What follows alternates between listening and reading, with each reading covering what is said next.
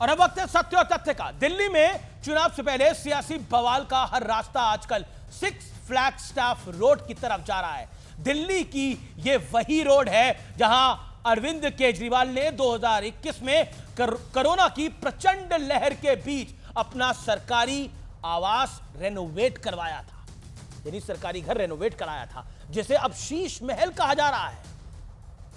BJP का आरोप है कि इसे बनाने के लिए अरविंद केजरीवाल ने 75 से 80 करोड़ रुपए तक खर्च करे हैं। इस आलीशान बंगले की सीएजी रिपोर्ट भी मीडिया की हेडलाइंस का एक बड़ा हिस्सा है और सीएजी की रिपोर्ट से पता चला है कि इस बंगले में 96 लाख रुपए के पर्दे, तकरीबन 40 लाख रुपए का जिम इक्विपमेंट, 4,80,000 रुपए का मिनी बार बनाया गया है। लेकिन इन सारे विवादों के बीच प्रधानमंत्री मोदी का काफी जिक्र हो रहा है और इसकी वजह एक आरटीआई है व्यूअर्स, जिससे चौंकाने वाली बातें पता चली है। ये सारी बातें आपको भी आज जाननी चाहिए। आरटीआई के मुताबिक प्रधानमंत्री मोदी को पद संभाले करीब 11 साल हो चुके हैं।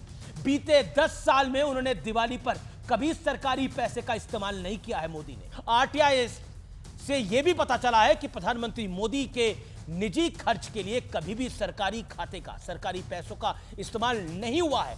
इतना ही नहीं, बीते 10 सालों में से एक भी सरकारी रुपया प्रधानमंत्री मोदी ने अपने रिश्तेदारों पर खर्च नहीं किया है और उनके लिए कुछ नहीं किया है। दूसरी तरफ दिल्ली में 10 साल से चल रही आम आदमी पार्टी की सरकार, अरविंद केजरीवाल 3 बार मुख्यमंत्री बन चुके हैं और उन पर आरोप लग रहा है कि जब दिल्ली वाले कोरोना से त्राहिमाम कर रहे थे, अस्पतालों में बेड्स और ऑक्सीजन के लिए आस की सांस छोड़ रहे थे, उस दौर में अरविंद केजरीवाल ने अपना आलीशान घर बनवाया है।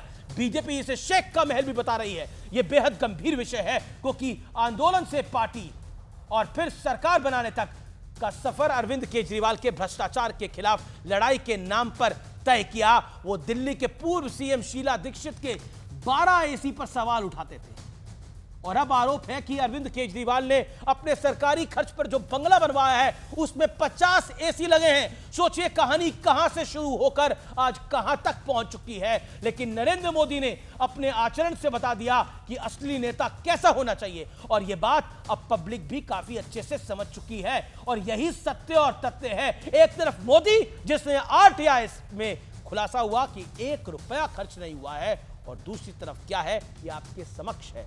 फिलहाल इतना ही। नमस्कार।